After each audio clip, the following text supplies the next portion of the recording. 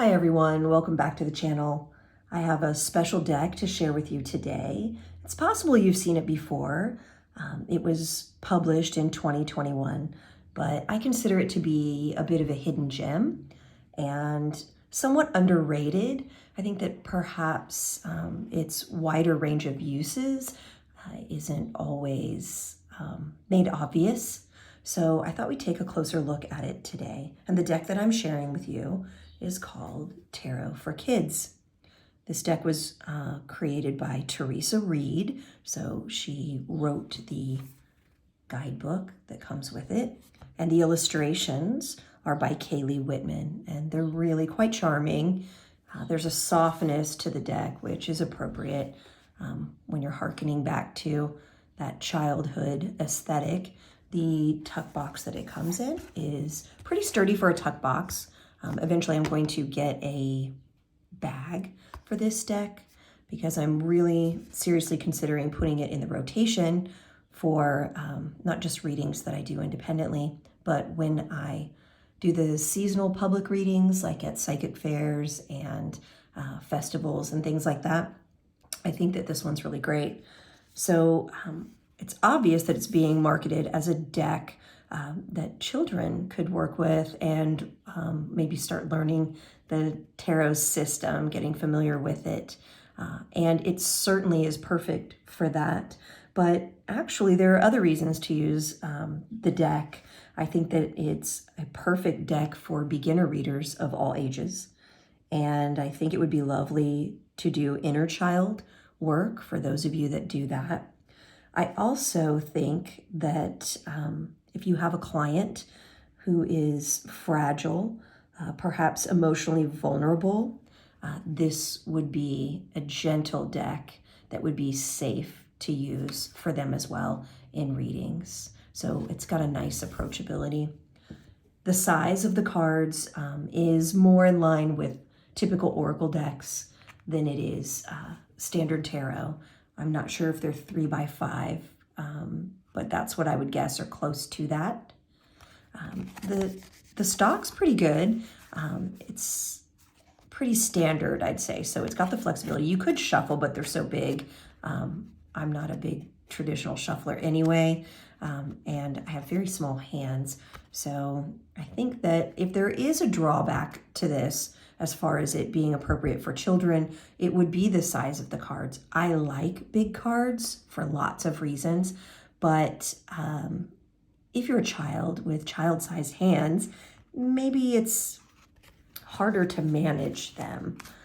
Like kids are smart and resourceful, and they'll figure out their own way. I think what's more important is that the art is good and accessible, and that the guide is helpful, and all those things are here. We can check those all off our list. So let's start looking at the cards together. I will be pulling out the book. It's well done, very thoughtfully written, and useful. Again, not just for children, but we'll start working our way through the cards. So the back is reversible, you can tell, and she does include directions for reversed meanings, which I didn't know if it would include such things, being clearly a very, simplified beginner deck. So there's the Fool, the Magician. You can see that we're using numbers, but the numbers don't carry through all the suits. I think just the major arcana include numbers. We have the Moon Queen, and this is our first card that demonstrates how she's made some strategic changes to the titles of the cards. All of the typical symbolism is present. You wouldn't say it's a harsh Rider-Waite clone, but it's definitely based closely off all of the familiar Rider-Waite-Smith imagery. So the High Priestess is now the Moon Queen, which I think is appropriate. There's the Empress. You'll note there's an accessibility in the different people with different ages and different genders, and shades of skin. You're seeing also a really nice soft palette that I think is perfect for a children's deck. So there's your Emperor. Here's another strategic change here. So the Hierophant is now referred to as the rules. So your symbolism is still present. The meaning, the traditional meaning, you'll find it in the book. So we can use this as an example. So here you go, the rules. So when you look up a card's meaning, you'll have basically an action step, right? Like a call to action that's phrased, as just a statement. So for the rules, it's follow the rules. And then here's a nice, simplified, but accessible and clear description. Sometimes you must follow the rules. You may not like them, but they serve a purpose. When this card shows up, it's advising you to stick to the rules that are in place. Sometimes this card can represent a strict teacher. They may have a lot of rules in their classroom, but you'll learn a lot from them. And then the reversed meaning is if the rules show up reversed, it means you can do your own thing. Be yourself. You don't have to follow the crowd. It can also mean to ask questions about the rules. Who made them and why? And then at the end of each entry, you'll see there's a question. So this is to promote critical thinking and reflection. So what rules would you create if you were in charge? And so I think that's really important to make it more memorable and to form like a personalized meaning or relationship, to the imagery and the message. And then tiny in the bottom next to an asterisk is in a traditional deck, this card is the Hierophant. And so I think that was a really wise change. The Hierophant is, an antiquated, term that even experienced, adult readers have trouble wrapping their heads around, its meaning and its familiarity. But ultimately, it does relate to, some kind of traditional or established rule system and structured learning and things like that. So we carry on the message in a simplified and accessible manner, but a wise choice, I think, in changing the title there. So instead of the lovers, it's the best friends, which I think is sweet and relatable. The Chariot, strength. The Hermit, the Wheel, justice,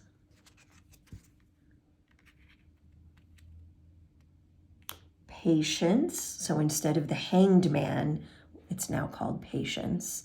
And if my memory is correct, the earliest manifestations of the Hanged Man card depicted the Hanged Man in military uniform, and there was this implication that it was, a traitor, and it was a more possibly distressed position to be in. And over time, new generations of portraying this same image over and over, it's gotten a lot softer. It doesn't mean the meaning's any less profound, but I think in a way it's more relatable than the limiting, term of the traitor in that military uniform in the imagery. So this is softer, but so much more accessible and appropriate, I think, for many readers, not just child readers. So patience. So you're in the state of suspension. There's not much you can do, but we have this calm face. This isn't a tortured face.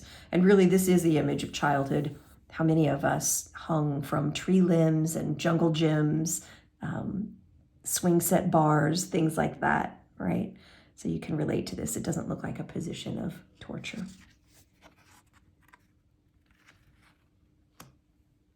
So then another thoughtful change. Instead of death, it's change. Appropriate. And almost every reader I know, at least sometimes, interprets the death card as a message of change. So you're still staying true to some of its meaning, but you can see what I mean about it being a more gentle approach. Temperance is now balance, and I really think that's just an issue of vocabulary. Temperance is, again, a less commonly used vocabulary word, really. And balance is more relatable, and that can be understood a little more quickly and easily. Here's another change. So the devil has become the bully. The tower, interestingly enough, stayed mostly the same. The tower is still the tower. We've got this crazy storm and there's a fire and things are not looking good. We don't have people falling out of the tower, presumably to their death, right? So that has been removed, but the suggestion is there because the crown has fallen and the crown is hitting the ground. And, you can quickly arrive to the conclusion that that was on someone's head and they're not doing too well wherever they may be, but it's less graphic and less harsh. And the star, it's a lovely image. It's a really nice, simplified grace to the figures and the positioning a lot of times. There's the moon. I really like this sun card. And even though it's a children's deck, that usual baby that you would see is not there. And we have a child of unknown age, right? It's hard to say. There's a little bit of a range that it could be some wiggle room. Judgment. The world. And then we can move through the suits.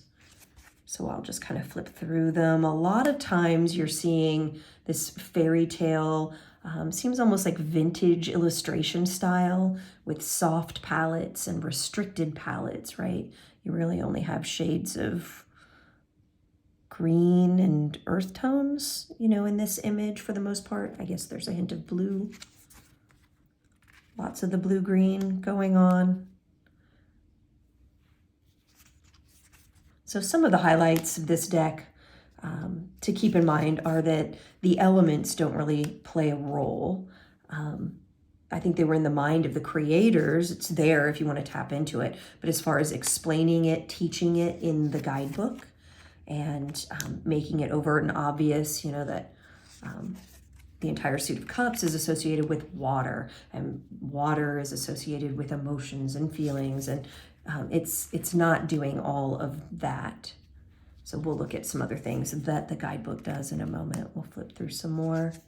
There is no numerology. So I mentioned earlier that you have in the major arcana, there were numbers. They were subtle at the top, and now you don't have any numbers. We're not worried about the numbers for the rest of the deck.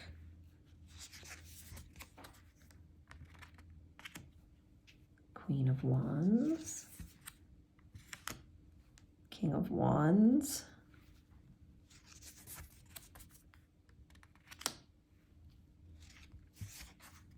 so really my overall impressions are that this is a gentle yet still true to tradition for the most part version of Rider-Waite-Smith.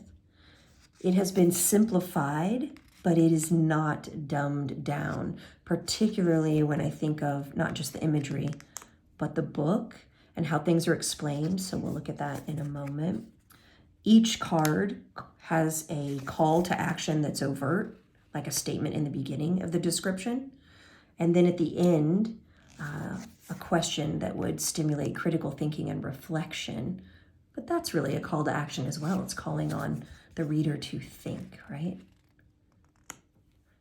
Now, while you have these fairy tale images in many of the cards, there are also very often modern images. So there's like a little house that looks like a kind of house that you would find in the countryside today. And it might also be the same kind of house you might have seen in the 60s or the 70s or the 80s, right? So it's like a questionable time. So it's not all, like you can see by the clothing here, it's not all fairy tale-esque and medieval, but it's still present. It's still present. So we shift. Sometimes it's fairy tale, and sometimes it's just kind of relatable every day and could be now.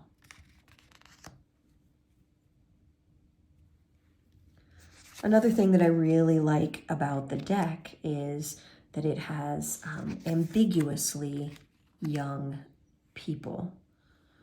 So if you remember in your childhood, you liked to probably, if you were a reader, read about older kids that were older than you. So if you were in early elementary school, you liked those chapter books that started talking about kids that were older. And if you were in later elementary school, you were reading about middle school kids. And middle school kids usually read about or like to watch films about high school kids, right? And so on and so forth. So there are children throughout the deck, but how old they are specifically, it's more ambiguous. So it'll be relatable and appeal to kids of all ages. And it's not babyfied. There's no babies. So is she 7 or 10 or even 12? It's hard to say. And then here, is he 12? Is he 16? Is he older? Could be. So I think that ambiguity is nice. It keeps things open-ended and will broaden the appeal for longer. And it's one of the things that keeps the deck, even though it's designed for kids, at least that's what we assume by title, it has a broader appeal. The diversity in the deck is nice. So it has diversity without a sense of tokenism. It's done quite naturally. It permeates throughout the deck. We will play around with the gender of the character. For example, like the Fool looked feminine, and that happens more and more these days. But traditionally, you know, the Fool was not. And then, of course, there is diversity in all of our skin tone representations and the ages of the characters. There are older characters as well, but most of the figures are indeed children in various stages of being not quite fully grown up.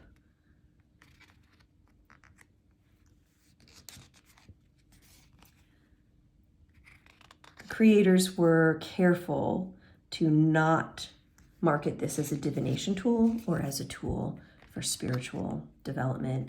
That keeps it from being more controversial. I think it makes it a safer deck for parents to purchase for their student if they had concerns about, you know, what kinds of ideas or messages or will my child possibly be indoctrinated into if I let them have a tarot deck. There's none of that baggage going on. This is just a really nice introduction, and it has just everyday life applicability as you think through your situation and reflect on it day to day, and it can help make decisions. I think it'll capture their imagination. I think it would be calming. And I think being interested in art and stories and making stories out of the art is wonderful for extending attention span and stimulating creative ideas even. So yeah, that's the deck. Let's look at the book. So we can leave it up a little bit and we'll just see how it's broken down. So you've got a very simple, brief table of contents. There are no images besides, I think, like a cover page here inside. There's a little bit of art there, but that's it. So we have, before you get started, after the introduction, what is tarot? How to do a tarot reading, great questions, some tarot spreads, and a look at the meaning of all the cards, and then a little conclusion. It's very encouraging. It's very accessible. It's really what you would want to hear learning tarot, whether you're 14 or 40. I am going to keep this at the top of my list of recommended decks for beginner and new learners, regardless of age. So, and you can see here, in her introduction, she says, where is it? What is tarot? Tarot, it talks about its history for fortune telling, but then she quickly moves away from that and says, you can also use it for advice, decision making, understanding how to help your friends and family, making plans, avoiding drama, creative thinking, and so much more. And it really is. And then you see the breakdown. So she does tell you like the symbolism of the suits in a very brief manner. Wands represent creativity and work. Cups represent emotions and relationships. Swords represents problems and thoughts. Coins represent money and possessions. And then you'll see the 4 figures. She just very quickly says, and this is a little more old school, pages are children, knights are teenagers or young adults, queens and kings are adults. And that's how she's showing them. She's not going into all of the other symbolism at this point, but you can very easily get there. And you'll see there's not a mention of the elements. How to do a tarot reading. This is a very simplified way. She suggests some great questions, such as, where is this going? What's the most likely outcome if I choose blank?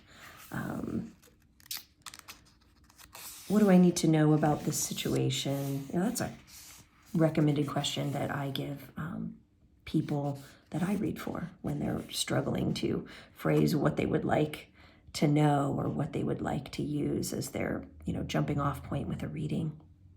So tarot spreads, she does a 1-card spread and a couple of 3 cards. Very basic, tells you exactly how to do it. Beginning, middle, and end. The situation, what you need to know, and advice spread. So those are 3 cards. She also, of course, suggested to pull a 1 card. So that's a great way to start. And so here's the chapter you've been waiting for. It says tarot card meanings. She does explain the major arcana. And then here you go. So the Fool, be brave, try something new, and take a chance. And then it does give the reversed. The question to think about and ponder, what's something new that you would like to try? Just really thoughtfully done. The Tower, expect the unexpected. That's a gentle but appropriate way to explain that card, right? When you're reducing it to that. The Star, hope for the best. I really like these. Like, I would use these myself. Absolutely. Not just for children. And then, of course, you can always go deeper. What a great jumping off point, though. What a great guide. It's so not intimidating. So accessible. So it goes all the way through. Page of Coins, study hard. Knight of Coins, stay the course. So you can see, really nicely done. And the book's in good shape. It seems like it's going to hold up pretty well. Not too much, not too many words. I think this is really accessible. So much better than most of us, what we encountered when we got our very first decks, right? And we ended up with that little tiny pamphlet they call a little white book. And you're just presented with all these little standard tiny print meanings, and there's no method or guide to any connections or patterns there. And you're expected to memorize 78 cards, and it's daunting. And it's why I started reading when I was 17, but I sure wasn't good at it, and I sure didn't have a handle on it until a long time later. And I relied heavily on that little white book and still felt like I didn't know what I was doing. I was really missing the mark. So yeah, I think that if you're looking for a beginner book deck, and you're looking for something that might be child-friendly, this would be it. I know it's controversial to read for children as well among readers. A lot of readers I know, especially when they're for the open public, they might do it in their family for younger folk, but they usually have a cutoff point that, no one under 16 without parent permission, or no one under 18 without parent permission. Some, it doesn't even matter. They don't even care if it's parent permission. My very first time reading for the public at a festival, it was a street fair, which is actually documented on this channel. I did a little short video series to capture all my stumbling, bumbling process to reading for the public for the first time. And when I did read, one of my very first readings that day was a child.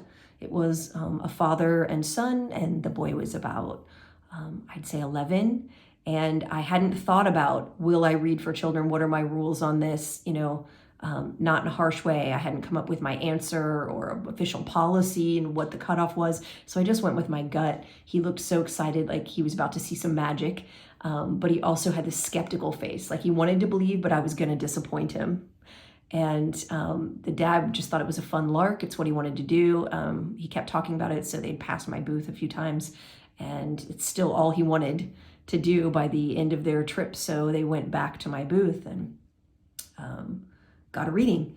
So it went very well, and the look on the kiddo's face, I'll never forget it. It's one of my favorite reading memories. I don't always remember much about readings I do. You get so many so fast, and you're just kind of in the zone. And so I don't remember much about them. A few might stand out. And this is one that I remember so clearly. So I'm okay and always open to the possibility of reading for children. Someone that young, I would want the parent on board with it. And the parent was right there while I gave the reading. And they were both delighted with the results, but I wish that I had had this deck back then. I certainly would have used it. And so I'll be bringing it with me when I do readings for the public now.